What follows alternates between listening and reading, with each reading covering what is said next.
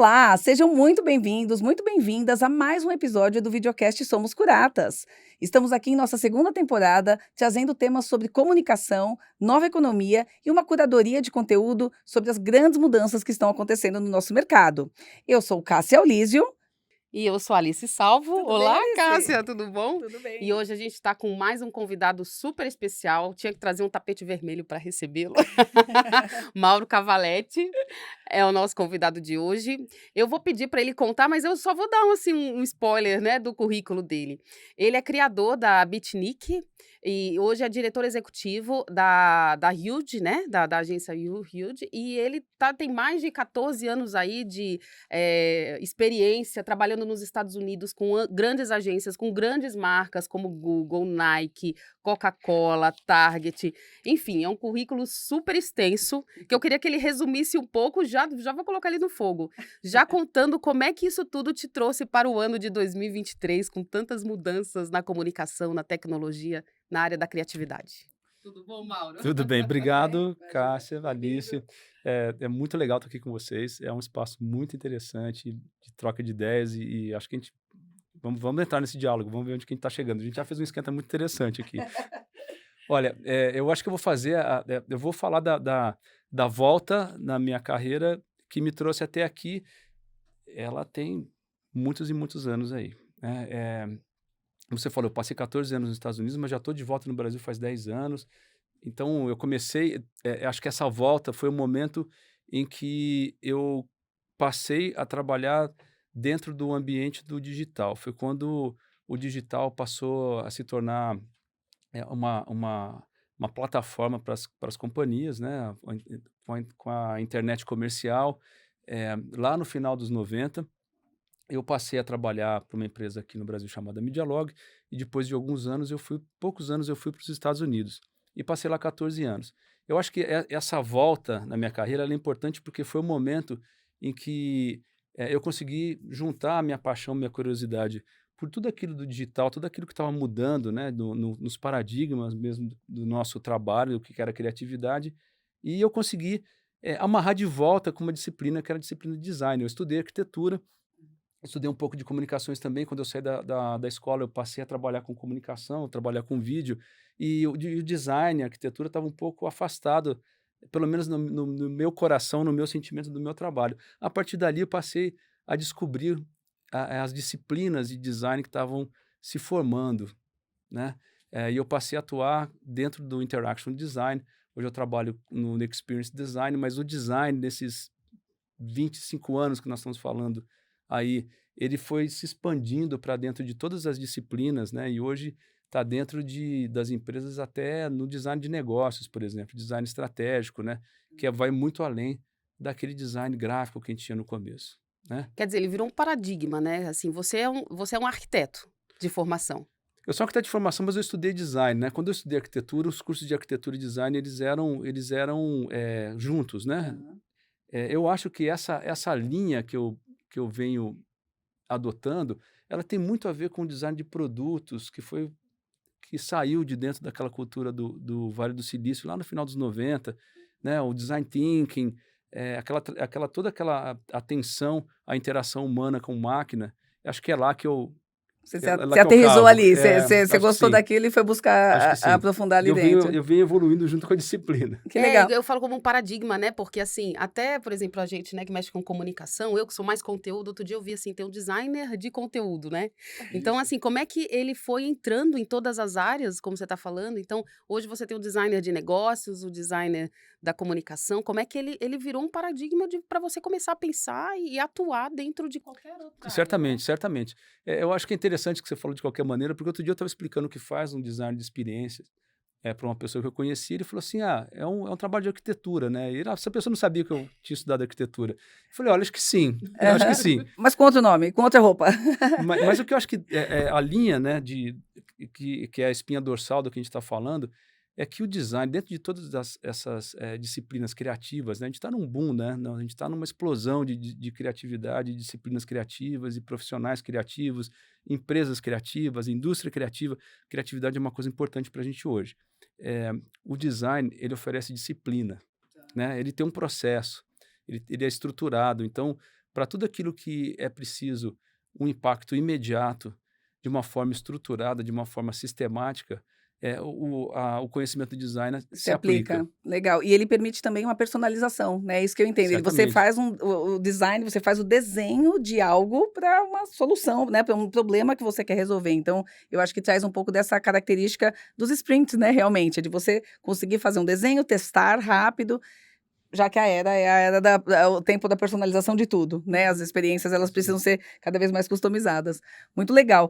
Eu tô vendo aqui que, você anda falando, né, em algumas palestras, a gente ouviu também alguns podcasts, o Mauro tem alguns outros podcasts, a gente pode deixar aqui as referências, Vamos né. deixar as referências, ele tá em várias, a gente tem que fazer uma lição de casa para falar com ele. Tem uma curadoria de Mauro, a gente fez uma curadoria de Mauro para definir o tema desse podcast. Senão eu falo muito também, vou embora aqui e falo umas 4 horas. Não, mas a gente tá vendo, né, que você fala bastante que o impacto que a tecnologia traz para a criatividade, né? Eu acho que essa conexão era legal a gente falar agora já no começo, porque eu acredito que muito do que a gente vai conversar aqui é isso. Como é que a tecnologia e a criatividade estão caminhando, né, dentro dessa revolução toda que a gente está conversando aqui? Então, essa é uma pergunta interessante.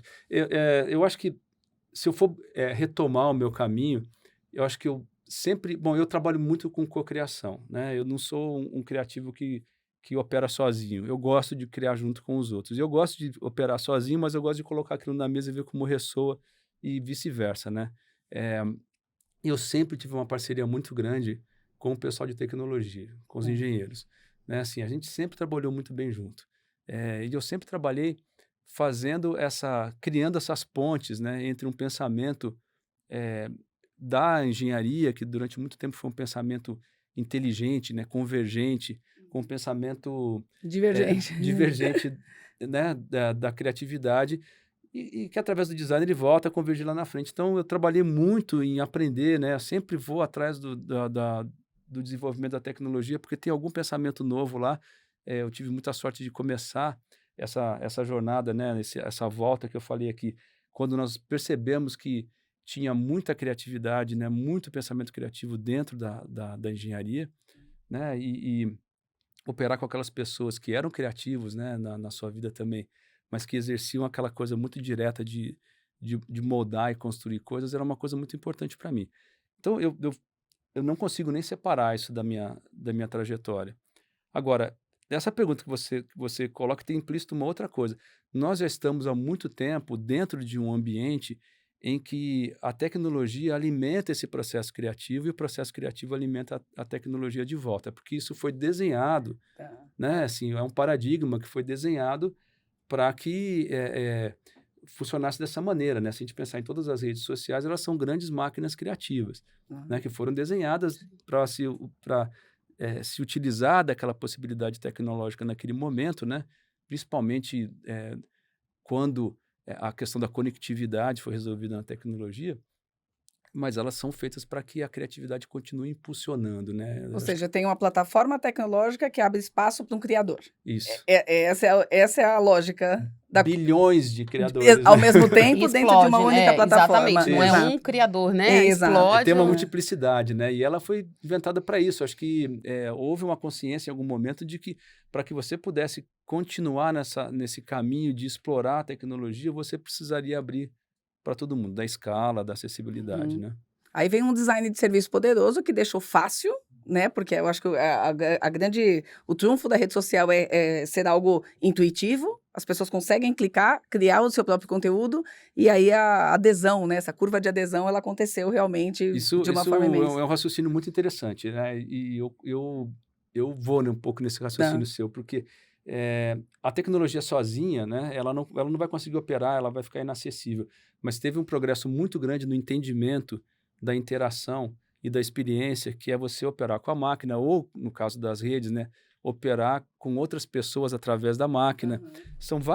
São vários tipos de possibilidades de mapeamento que acontecem ali, mas que eles são facilitados por esse entendimento, né, que também evoluiu muito, né? E é mais ou menos aí dentro dessa caixinha que eu trabalhei esses anos todos, que é como você consegue ir gerando situações que vão tornar aquilo mais fácil, ou amplificar aquilo, ou criar aberturas, né, dentro dessa...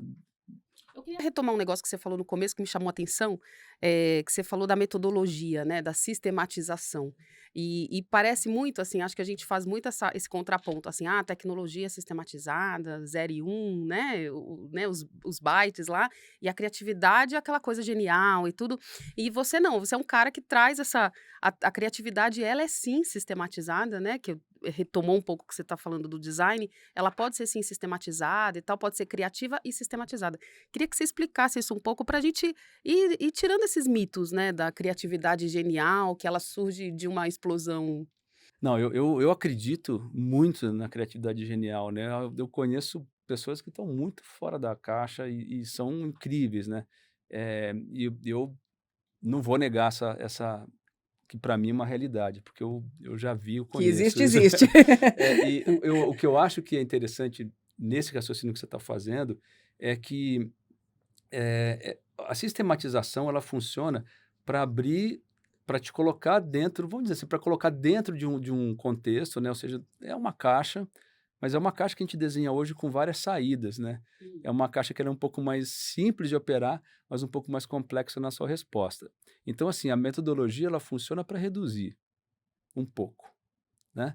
Ela é redutora. E sendo redutora, ela contrai essa criatividade. Mas é preciso desenhar dentro dessa redução sistêmica, né, processual, criar momentos em que você, pumba, abre e a coisa Abre a vai cabeça. longe. Mas ela é redutora, assim, né? Ela tem um pensamento para que você possa abrir esse diálogo para mais pessoas. Você precisa reduzir para que vocês possam criar as regras do jogo, né? Você está falando um pouco de forma e função? Por exemplo, eu estou falando de forma, algo que pode acontecer e ser muito criativo, mas ela tem uma função, ele tem um fim ali. Eu preciso canalizar esta criatividade para um fim, né? Eu preciso canalizar isso que foi criado, ou, algo novo, vamos chamar de criatividade aquilo que não existia até então e alguém, né, teve uma ideia, mas ele tem que ter uma função, é um pouco disso, é quando você diz que a sistematização e essa metodologia, ela tem que afunilar de alguma forma, seria? Eu acho que assim, tem uma origem de onde você está falando, né? Acho que quando a gente fala em forma-função, a gente lembra muito da,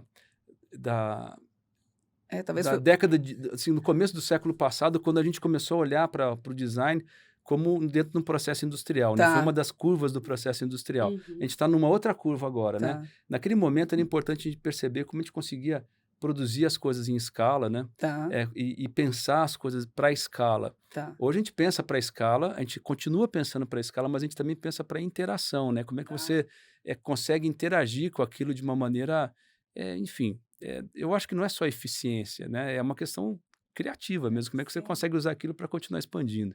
E você vai ter que Convidativo. usar isso nas organizações, nas empresas que Porque uma tem organização time, que tem. tem vida, né, lá Uhum, dentro, né? uhum. Ela é uma coisa que ela não é um processo que você consegue replicar de uma maneira mecânica, né? Assim, acho que a gente já passou por essa fase, né?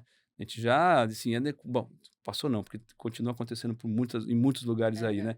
Você vai aplicando aquela fórmula produtiva e vai procurando por mais eficiência, mas hoje eu acho que já existe um pensamento muito grande que é como você consegue operar uma organização de uma maneira mais orgânica, né? Mais voltada para a vida, mais voltada para o humano que está lá dentro, para o talento que está lá dentro, que não é tentar mecanizar Uhum. aquele pensamento, mas é tentar eh, gerar fórmulas e situações, né, e processos que possam elevar o pensamento. É uma coisa um pouco, assim, faz parte do caminho que a gente está percorrendo, né? Uhum, uhum.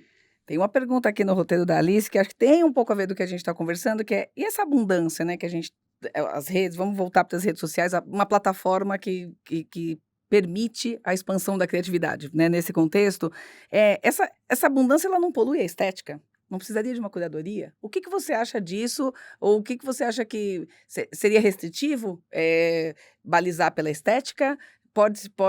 O conteúdo é aberto dentro das redes. Como é que você vê essa questão do espaço que foi dado e que é dado a criadores de uma maneira geral? Tá, deixa eu ver se eu consigo responder dentro da perspectiva que você está colocando, tá? Tá, Eu vejo isso quase que como duas faces de uma mesma moeda, assim. tá, Por um lado, assim, e o que está na base disso é uma democratização massiva de acesso a essas plataformas e uma democratização do acesso, né? Ou seja, eu não preciso mais dos canais tradicionais para fazer essa curadoria, eh, e eu tenho muitos, assim, os canais estão fragmentados, eles estão, né, pulverizados, e eu não preciso, eu posso colocar meu conteúdo lá dentro e ver como esses canais reagem a isso, né? É uma outra proposição. Isso daí, essa democratização, ela também, ela é muito importante, porque a gente está falando da inclusão de pessoas que talvez não tivessem o mínimo acesso às plataformas antigas de divulgação do seu trabalho, né? E estamos falando também de pequenas companhias, muitas delas criativas, né? Muitas delas não necessariamente, mas que conseguem também ter acesso a comunicar o que elas estão fazendo. Então, gera uma economia muito grande e no topo dessa economia tem esse motor que a gente estava falando aqui, porque acho que é uma percepção muito sensível que vocês estão trazendo, que é a criatividade, ela puxa, né, isso tudo, porque ela que expande, ela que faz aquilo se tornar agradável. Bom, quando você faz isso, você joga essa democratização e essa escala imensa, você está trazendo milhões de novos criativos todo dia para esse diálogo, né? Então, por um lado, eu acho que sim, eu acho que tem uma geração de ruído muito alta, né? Eh, Às vezes eu fico pensando, eu já usei bastante essa comparação, com comida, né? Com o junk food, assim, né? Que para alimentar tanta gente, as decisões que foram feitas no passado recente empurraram a gente para situações muito críticas, né? De doenças e de má alimentação, porque todo mundo precisa consumir é, muito, né? E Muito e muito rápido. rápido, Muito, muito exato. rápido. É. Então, essa também se aplica nesse caso. Mas se você pensar também que nem sempre a alta cozinha ela é saudável, né? Ela é cara, ela é refinada, Aham. tem uma grande estética, mas não necessariamente ela é saudável, a gente começa a entender onde está o balanço aí. Eh, então, eu acho que sim, né? Ao mesmo tempo, a gente tem uma criação muito interessante, uma diversidade de abordagens estéticas que está muito além da minha compreensão. Então, eu adoro isso. Por outro lado, eu fico espantado com o ruído, que ele é alto. Agora, né, acho que a curadoria é importante aí. As curadorias, né, porque elas são curadorias contextuais, né? Exato. Você fala com o público e você vai buscar aquilo que interessa para aquele público, Exato. né? Isso é fantástico, né? Aham. É a estética, né? É. É a Quando você estética do outro, na curadoria do Exatamente, né, outro. senão a Isso, gente fica muito é. preso naquele valor da É. estética europeia, né, a gente vai ficar, preso num momento que a gente vai perder muita coisa interessante, Uhum. né, a gente está hoje, e se a gente sair para fora da criatividade artística, né, se a gente pensar na criatividade e solucionando problemas, a gente tem problemas muito complexos hoje, né. A gente não pode de maneira nenhuma ficar preso, à nossa compreensão da estética ou à nossa compreensão da colaboração que a gente pode ter, né. A gente tem que abordar os problemas com pontos de vista muito diversos. Uhum. Cada um com o seu ponto de vista dentro do seu contexto, E né? É. quais são os processos ideais, assim? Você falou que você é um cara muito colaborativo, você gosta de cocriação, né? Hoje em dia as empresas estão necessitando disso e estão buscando, né, equipes mais colaborativas.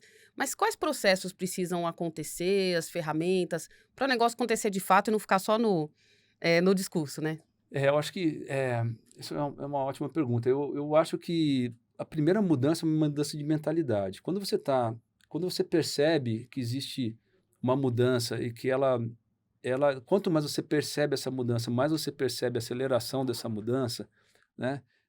Que você não está naquela negação ou naquele distanciamento, você vai mudando a sua percepção, a sua mentalidade de como você aborda isso dentro de uma empresa, né? Então, muitos dirigentes de empresas estão adotando uma mentalidade diferente, porque estão percebendo isso. E se não fosse por isso, porque os talentos que estão dentro daquela empresa também estão Estão percebendo. demandando, né? Estão Tem uma demandando demanda muito outra alta, né? postura Sim, da essas novas liderança. gerações, né? É. Sim, então é necessário isso, né? Então, o que eu observo é que, na medida que essa mentalidade vai mudando, você pode colocar processos de solução de problemas que são mais colaborativos, né? Que você possa ouvir mais pessoas de dentro da organização para que você consiga chegar em soluções que elas são mais robustas, né? E muitas vezes se implica que o próprio dirigente da empresa não está entendendo o que está acontecendo naquele Claro, momento. o crachá nesse momento ele não é o mais Mas está importante, ok, né? Porque né? Ele não é um tomador de decisão. é. E é importante para esse tomador de decisão demonstrar que tem coisas ali que, né, ela pode não estar percebendo naquele momento, mas que ela sabe que é importante. E é importante deixar aquela água ferver, né? Então, eu acredito muito em processo colaborativo.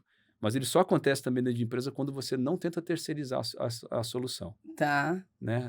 Porque o processo de colaboração é interessante porque a mentalidade muda, mas na medida que você põe a mão na massa para resolver aquilo, A solução é sua, colaborativamente, a solução é você sua. endereça para vários departamentos da empresa, né, não adianta A você solução é de todo é a mundo. solução de todo mundo, E você exato. vai descobrir coisas que vão mudar o seu ponto de vista. Então, ele é um Uhum. processo que a Alice, em algum momento, eu não sei se a gente já estava gravando, mas ou se foi antes, falou que existe muito medo em alguns processos E criativos.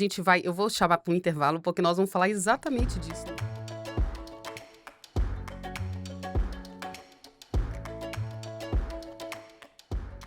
Quer um parceiro como esse para o seu projeto de comunicação? Acesse curatas.com.br. E encontre fornecedores selecionados e avaliados pelo nosso time de curadores. Então, Mauro, voltando à pergunta que a gente começou, que eu falei lá no finalzinho do primeiro bloco, que você fez um artigo para a Fast Company Brasil, falando, só pelo título eu achei muito bacana, seu próximo dupla será um robô. E aí você estava falando mesmo disso, né? Como é que a gente vai lidar com essas novas tecnologias? Então, a gente tem aí o exemplo da inteligência artificial ocupando todas as áreas para texto, né? O chat GPT, o Midjourney para design. Como é que você está duplando com essas tecnologias? Dá medo, dá vontade de mexer? Como é que é? Não, eu tenho muita vontade de mexer, né? Eu sou muito curioso e durante algum tempo eu vinha acompanhando a evolução das versões, né, do GPT, mas a entrada do Midjourney e do Dolly, né, que são o que eu chamo de imaginadores, né, as pessoas falam visualizadores, mas eu gosto de chamar de imaginadores porque eu acho que eles ajudam a gente a crescer a nossa imaginação. A entrada dessas plataformas, para mim, teve um grande impacto, porque eu comecei a explorar, enfim, o que eu conheço, né, eu quero deixar bem claro assim, eu não sou um pesquisador de inteligência artificial. Eu tenho os meus gurus, né, que eu falo com eles, eles vão me indicando para onde ir e a gente vai Seus mantendo esse diálogo. seus Eles são, curadores. assim, são aqueles parceiros de tecnologia que eu sempre tive, né? Eles vão me apontando, olha, isso aqui é interessante para você. E o Midjourney foi para mim uma coisa muito interessante porque eu vi algumas características já de um desenho de interação e de interface que começava a apontar para um caminho criativo, né?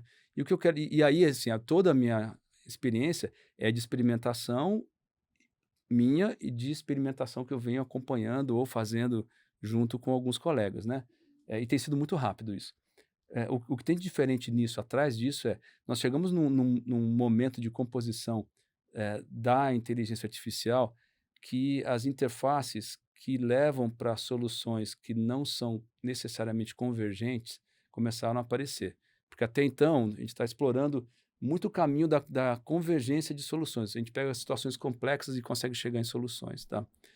O que a gente começa a observar agora é que existe uma aceitação da resposta não necessariamente linear, com alguma variação. Ou seja, ela responde aquilo que você está colocando, mas ela oferece variações, ou seja, ela começa a oferecer pensamento um pouco divergente.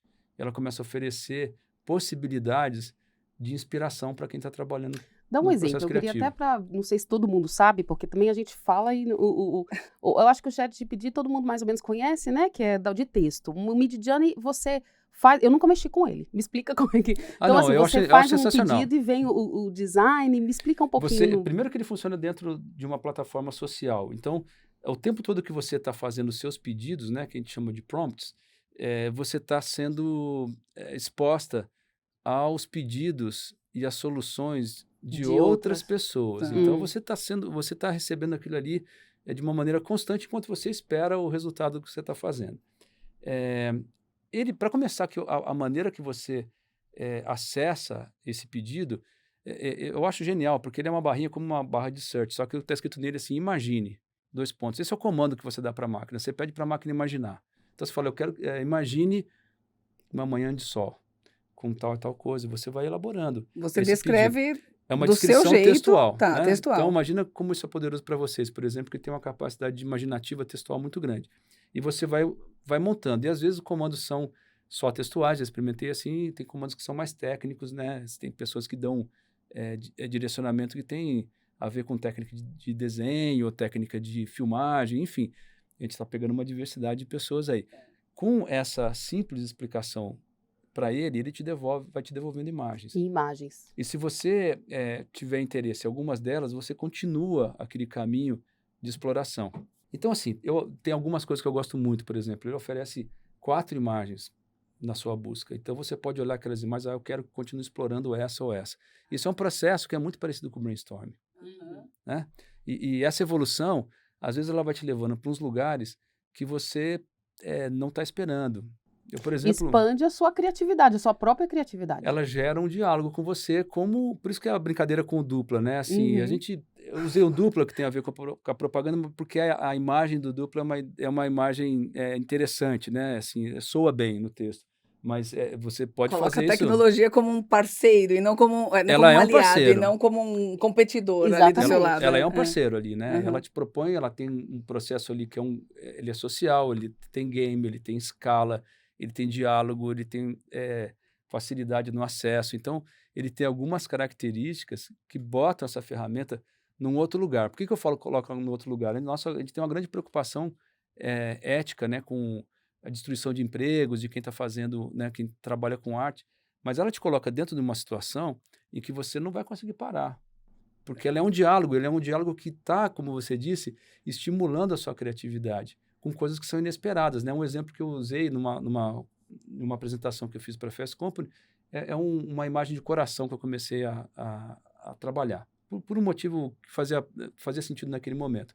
E comecei a trabalhar no coração, mas algumas coisas que eu tinha na minha mente, por exemplo, tinham a ver com aqueles sagrados corações que a gente tem no interior, que são aqueles corações que saem para fora dos desenhos, né, dos santos, porque aquela estética é interessante, porque, enfim, porque ela E é mais realista, assim, né? Ela não é o ela é realista, coraçãozinho... ela é expressionista, e ela ela está dentro no de uma... imaginário, está no inconsciente. Está no inconsciente, né? exatamente. Então, assim, mas eu não dei nada, assim, eu tinha isso Você não em mente. começou sua busca com este resultado. Eu não pedi isso, Tá. mas o coração que eu vinha recebendo e que eu estava explorando, em algum momento começou a mostrar um corpo atrás dele, e o coração para fora do corpo. Então eu achei aquilo, assim, aquilo deu um impacto incrível no que eu estava colocando, porque em algum lugar eu tinha aquela imagem. E aí eu comecei a explorar aquele caminho. Então mudou completamente onde eu estava, estimulado por um resultado que talvez eu não estivesse esperando, talvez estivesse esperando, mas não pedi. Então, assim, é um E talvez processo muito rico. dupla daria, né?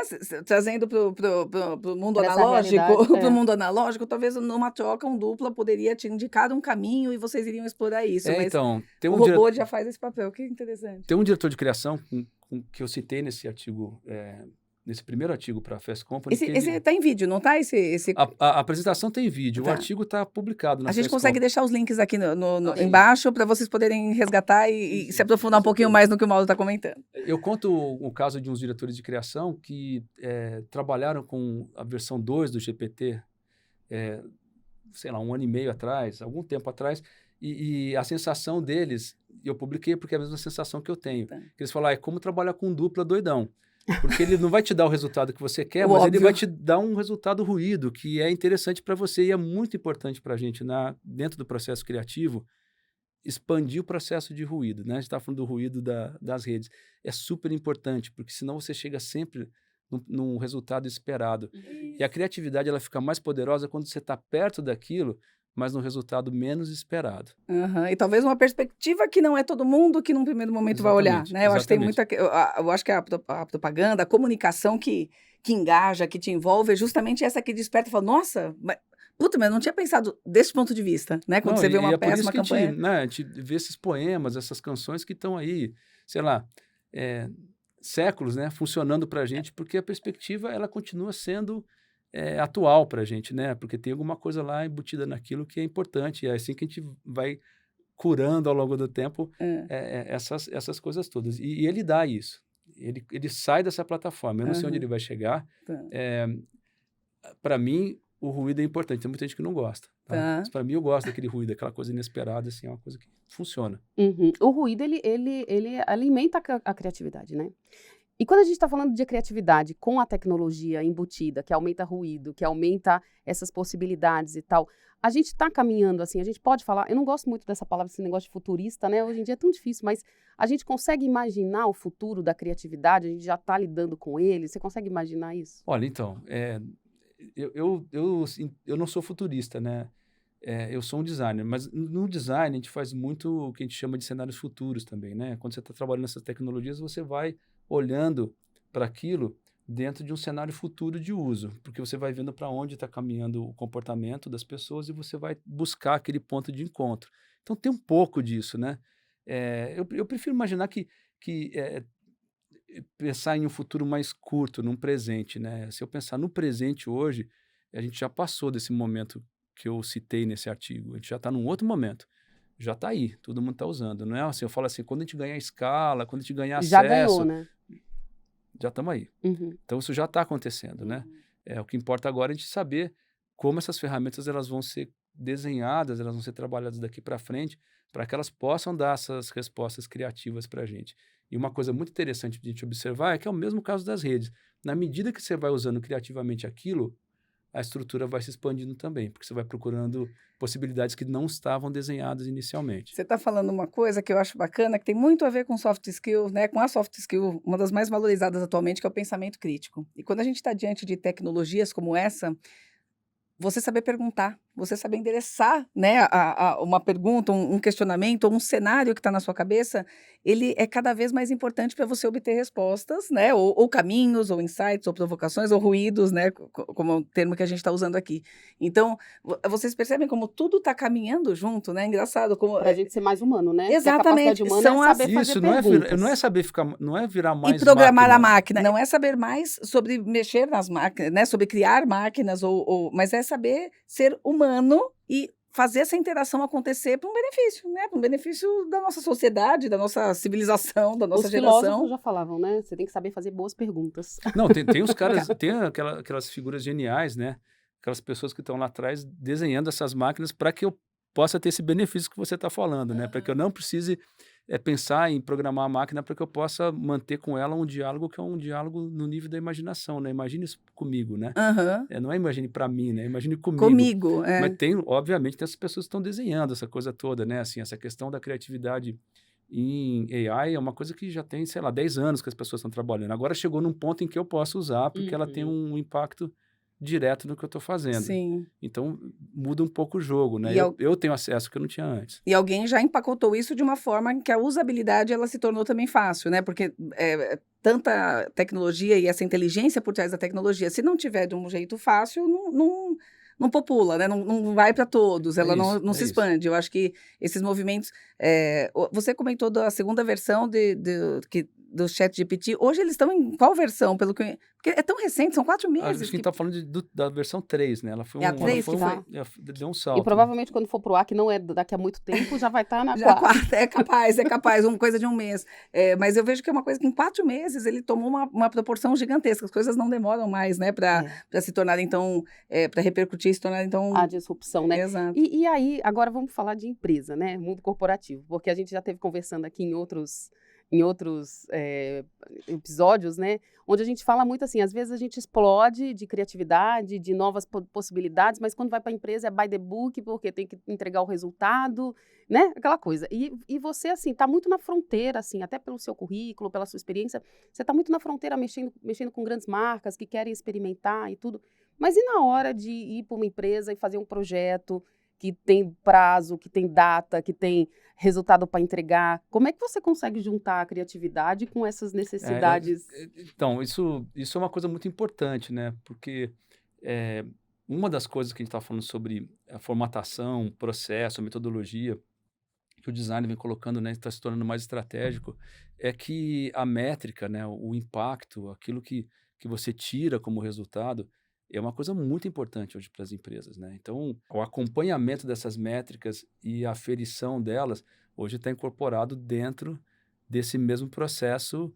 que ele é criativo no todo, mesmo que a gente isole algumas etapas criativas desse processo todo, mas dentro desse processo inteiro, quando você pegar, métrica é uma coisa muito importante, né? Senão você não acompanha dentro do mundo corporativo, do mundo das empresas, né? Assim, ela fica criativa, ninguém vai parar a empresa para fazer um processo criativo pelo processo criativo. Talvez, em algum momento a gente faça isso, mas dentro de um contexto muito maior. E né? dentro da caixinha que você falou, que pode ter várias saídas, mas tem ali no contexto, né? No Tá contexto, dentro da caixinha ali. Métrica é uma coisa importantíssima, né? Isso foi uma das grandes, uma coisa que nessa época eu estava trabalhando bastante com publicidade, foi um grande impacto na publicidade, né? Como é que você consegue começar a olhar para dados e números daquilo que você está fazendo, né? E algumas culturas cresceram enormemente, né? Se agigantaram dentro disso, outras culturas que atraíram, porque assim, não, como é que você vai medir? Então, eu vou ficar agora à mercê dos números, né? A minha criatividade não está à mercê dos números, mas a gente aprendeu ao longo do tempo que criatividade é criatividade, número é número, você vai colocar lá, você vai medir se aquilo teve um impacto ou não, e se não teve o impacto que você esperava, não faz a sua ideia ficar ruim, você tem que colocar outra. Talvez teste outra ideia, exato, né? Acho que cada vez mais. A gente teve um episódio aqui falando especificamente sobre isso, né? Sobre essa era digital está permitindo você tangibilizar muitos resultados, né? Medir as suas ações de comunicação, e isso tem trazido um conforto um pouco maior para as empresas, né? Que não apostam. A Carla trouxe assim, que aliás, comunicação é ciência. Comunicação é ciência. Criatividade também é uma ciência? Eu não sei dizer isso. Pergunta difícil, né? É difícil. Não, quando eu falo com as pessoas que falam sobre pensamento crítico, como você está colocando, né? Geralmente são cientistas, e eles falam assim, olha, a ciência é redução.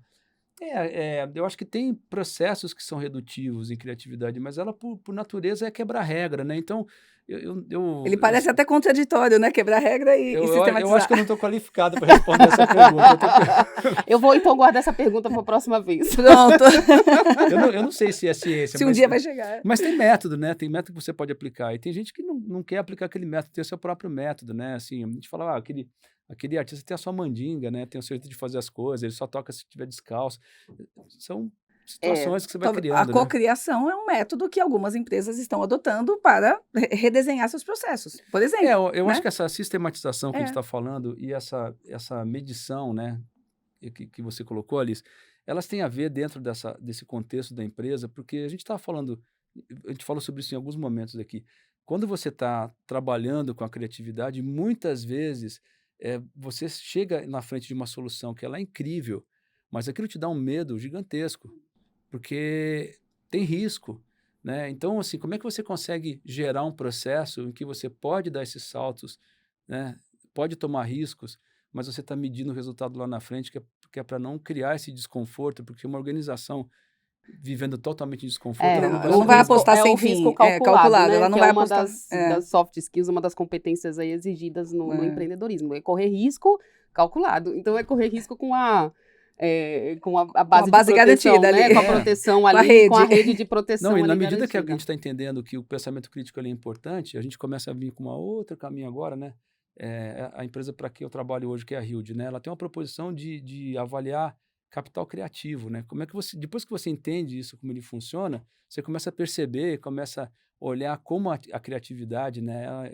Dessa maneira bruta que a gente conhece, como ela impacta e como ela pode ser medida, como é que ela se transforma dentro dessa proposição capitalista, né? A proposição de mercado, como é que ela se transforma em capital. Que legal. Então, assim, a gente está avançando, né? Novo caminho. Eu vou aproveitar esse momento agora para a gente fazer o nosso grifo.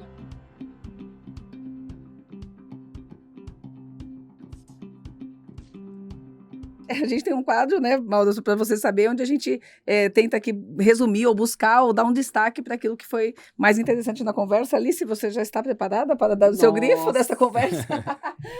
Mas eu acho assim, o Mauro traz muita coisa interessante, a gente vai ter que reassistir o episódio algumas vezes para ir pegando as referências, né?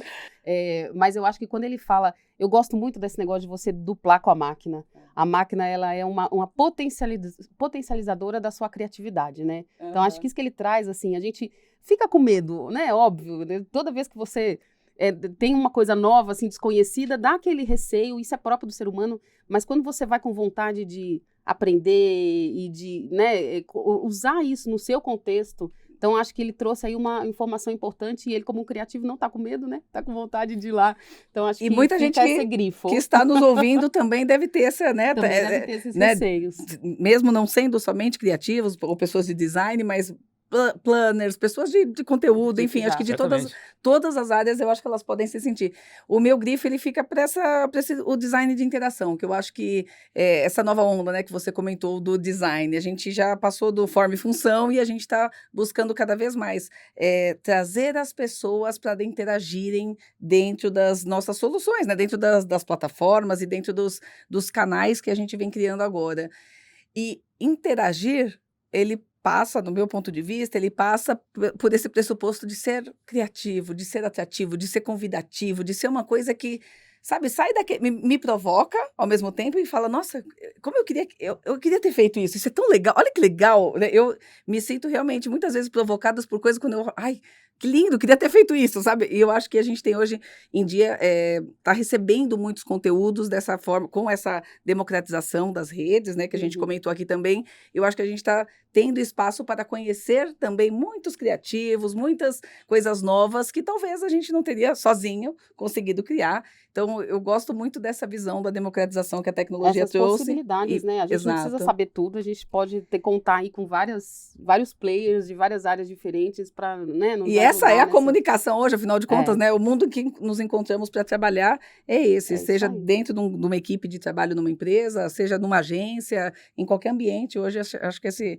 espaço da colaboração, ele está cada vez mais forte. E Mauro, além da Fast Company que a gente citou aqui, né, que você faz os artigos lá maravilhosos, eu acompanhei alguns, mas assim, como é que as pessoas te acham das referências, né, que você pode passar? Como é que você compartilha aí seu conteúdo, seus pensamentos, seus trabalhos? Faz aí um pouco do seu pitch. Eu acho que algumas desses momentos, eu tenho os links publicados na plataforma da Bitnik, é bitnik.me. Tá. bitnik.me. Nós vamos colocar as referências lá, legal.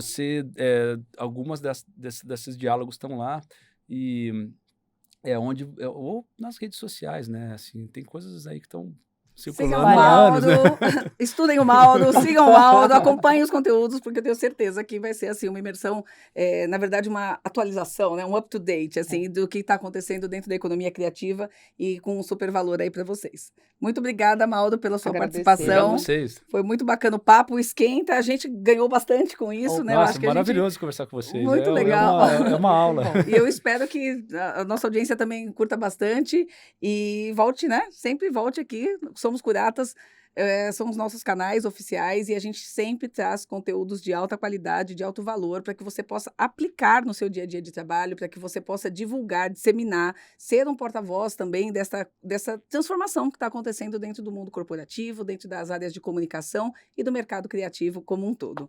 Muito obrigada pela sua audiência e até o próximo programa. Até mais. Tchau. Tchau, tchau.